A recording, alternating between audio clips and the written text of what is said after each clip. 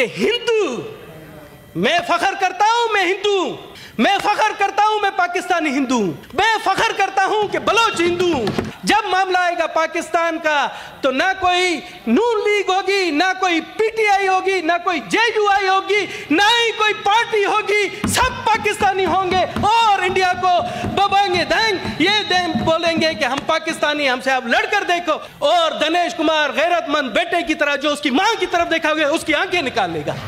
हम अपनी धरती की खातिर जान देना भी जानते हैं, जान लेना भी जानते हैं। पाकिस्तान की 1 करोड़ अक़लियती आबादी अपने वतन के लिए जान देने के लिए तैयार है।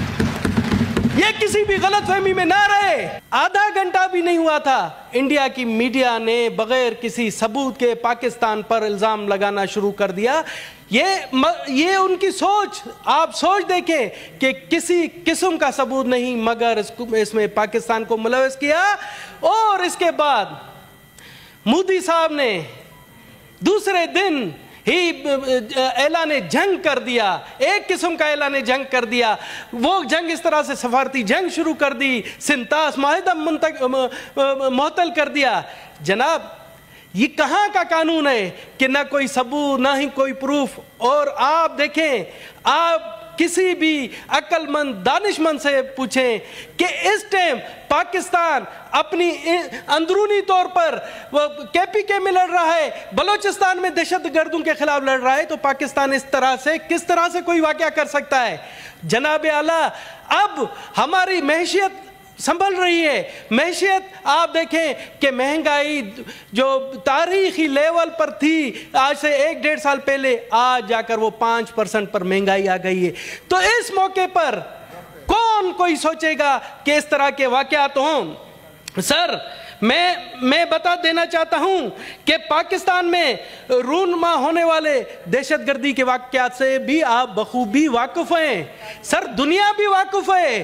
कितने दहशतगर्दाना हमले हुए, कितने हमारे मासूम लोग मारे गए, कितने आप मेरे सूबे बलोचिस्तान में गुज़िश्ता दिनों जाफर एक्सप्रेस का वाक़या होता है, वहां पर बेगुनाह लोग मारे जाते हैं। मगर आप फर्क देखें पहलगाम वाक़े की, तो हमारे वज़ीर आज़म, हमारी तमाम जितने भी आला अहदेदार थे उन्होंने मज़म्मत की, मगर हमारे यहाँ जो दहशतगर्दी होती है उसकी कभी भी इंडिया ने मज़म्मत नहीं की। जनाब आला, ये प्रूफ है। और आप देखें, हमने तो इस तरह से इन वाक़यात को लेकर कभी ऐलान जंग नहीं किया, कोई मुआहदे मुअत्तल नहीं किए।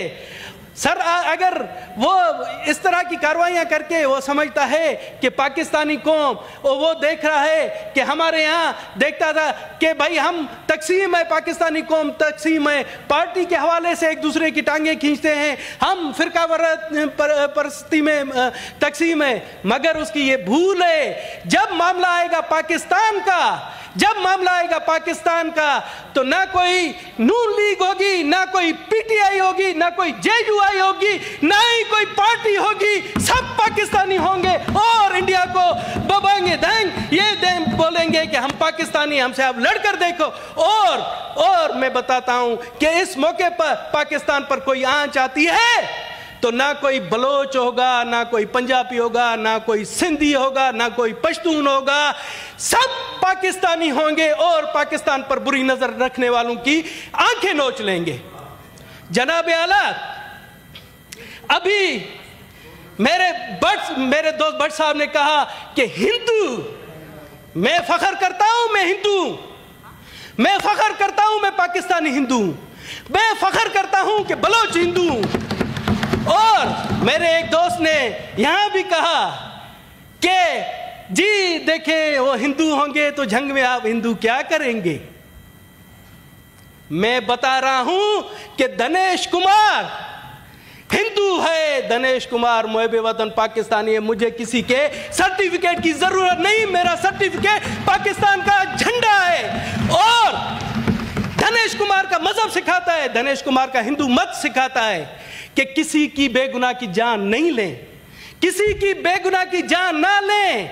और दिनेश कुमार का मजहब सिखाता है कि जहां पर दिनेश कुमार पैदा हुआ है, जहां पर वो धरती उसकी मां है, اور دنیش کمار غیرت مند بیٹے کی طرح جو اس کی ماں کی طرف دیکھا گیا اس کی آنکھیں نکال لے گا.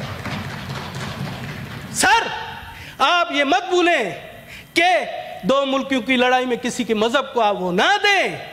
سر ہم نے تو, میرے خاندان نے تو ثابت کیا ہے, برے صغیر میں جو سب سے پہلا قدم اہل بیت نے رکھا میرے خاندان کے پاس رکھا. ہمیں فخر ہے, ہم اپنی دھرتی کی حفاظت کرنا جانتے ہیں, ہم اپنی دھرتی کی خاطر جان دینا بھی جانتے ہیں, جان لینا بھی جانتے ہیں. سر آپ کہہ رہے ہیں, میں آپ کو بتاؤں, ہمارے chief of army staff general Asim Munir, آپ لوگ پی ٹی آئی والے وہ عاصم منیر پر وہ ناراض نہ ہو, میں ایک تاریخی حقیقت بیان کر رہا ہوں, میں ایک تاریخی حقیقت بیان کر رہا ہوں کہ انہوں نے ٹو نیشن تھیوری کا, سر ایک تاریخی حقیقت, میں کوئی وہ جنرل صاحب کی تعریف نہیں کر رہا ہوں, ٹو نیشن تھیوری کا جو انہوں نے تقریر کی تو اس کو انڈین میڈیا نے اور دنیا میں کہا کہ جی انہوں نے مذہب کے حوالے سے کوئی کی کہ ہندو مت کے خلاف انہوں نے بات کی.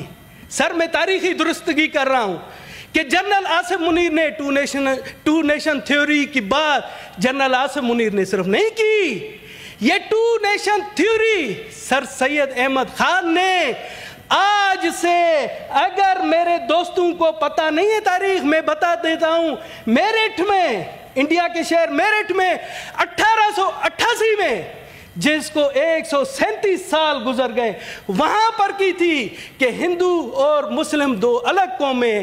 کوئی جنرل عاصم منیر صاحب نے نئی بات نہیں کی, یہی بات علامہ اقبال صاحب نے کی, علامہ اقبال صاحب نے آج سے 100 سال پہلے کی, یہی بات قائد اعظم محمد علی جناح نے بات کی.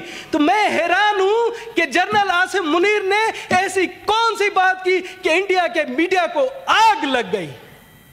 سر یہ تاریخی حقیقت بتا رہا ہوں, آپ آئے, کوئی بھی آئے, میں مانتا ہوں, مجھے پتا ہے کہ جو آر ایس ایس سوچ, جو مودی سوچ کو ہندو مذہب سے نہیں ملا سکتے. بٹ صاحب, آر ایس ایس سوچ اور جو مودی سوچ ہے, اس نے تو آپ کو ایک اور تاریخی حقیقت بتا دوں. سر ایک تاریخی حقیقت بتا دوں, آپ کو پتا ہے گاندھی صاحب کون تھے؟ گاندھی صاحب کو انڈیا کے لوگ باپو کہتے ہیں, باپ کی حیثیت دیتے ہیں. اس کو مارنے والا کون تھا؟ نتھو رام گوڈسے. کیوں مارا اس لیے کہ اس نے کہا تھا کہ جو ہمیں اثاثے ملے اس میں پاکستان کا حق دیا جائے, اور اسی سوچ نے, جو آر ایس ایس سوچ کے نتھو رام گوڈسے نے اس کو قتل کر دیا.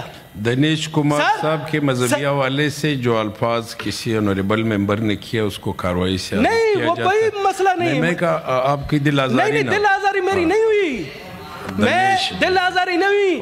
سر میری دنیش صاحب ٹائم ہو گیا, اور سر مجھے چھوڑے, آج آپ سے پاکستان کے جھنڈے کا سفید حساب مخاطب ہے. سر آج مجھے بات کرنے دے تاکہ یہاں سے ایک واضح آواز جا سکے کہ پاکستان کی 1 کروڑ اقلیتی آبادی اپنے وطن کے لیے جان دینے کے لیے تیار ہے. یہ کسی بھی غلط فہمی میں نہ رہے.